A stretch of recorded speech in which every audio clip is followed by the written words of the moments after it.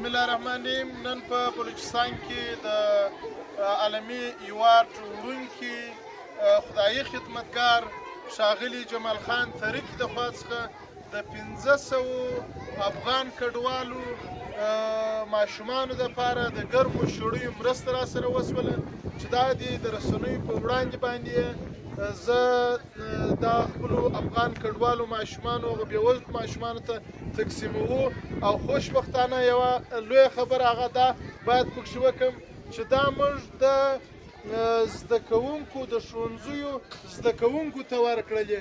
هغه زده کوونکو ته چې کوم په ښوونځیو کې غریب دي او بېوزله دي نو هغو ماشومانو ته هغه هم په کوم خاطر ورکړې؟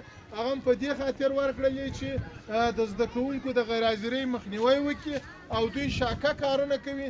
دغه شاکه کارونو دپاره چې څو وخته رسنۍ راغلي دوی لیدنه یې کړې ده په هغه ماشومان همدلته ناست دي. نو زه د جمال خان ترکی څخه دا لومړی ځل نه دی، دا په سلهاوو ځله دی چې دی زموږ د افغان کډوالو سره په دغه مورد کې مرسته کوي. زه په ذات خود د یو افغان کډوال په توګه باندې د ښاغلي جمال خان ترکی مننه کوم او دا کور ودانۍ وایم او د ټولو هغو تاجرانو که په افغانستان کې دي که په پاکستان کې دي زما د هغو څخه د یو افغان مسلمان پښتون په حیث باندې دا اپیل دی چې د دغسې شخصیتونو سره لکه چې ښاغلي جمال خان ترکی دی د هغو سره کومک وکړي او هغه تر دغسې بېوزلو افغان کډوالو پورې یا په دا نور پښتون میشتې سیمو کې په بلوچستان کې چې دي تر هغو پورې ورسوي. نو زه د ښاغلي جمال خان ترکی مننه کوم. مننه جمال خان.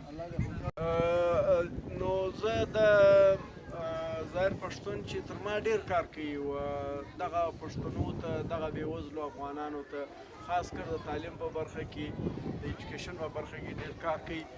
په موږ خو دا فرض دی چې موږ د دغسې بېوزلو غریبانو مدد وکړو، لیکن پښتون چې دی ظاهر پښتون که تاسو د دوی سره خپله یو ډایرکټ تماس کېږي نو دی خو موجود دی په دا ځای کې په دا پنډغاله کې چې په دې کې تقریبا 2000 افغانان دي.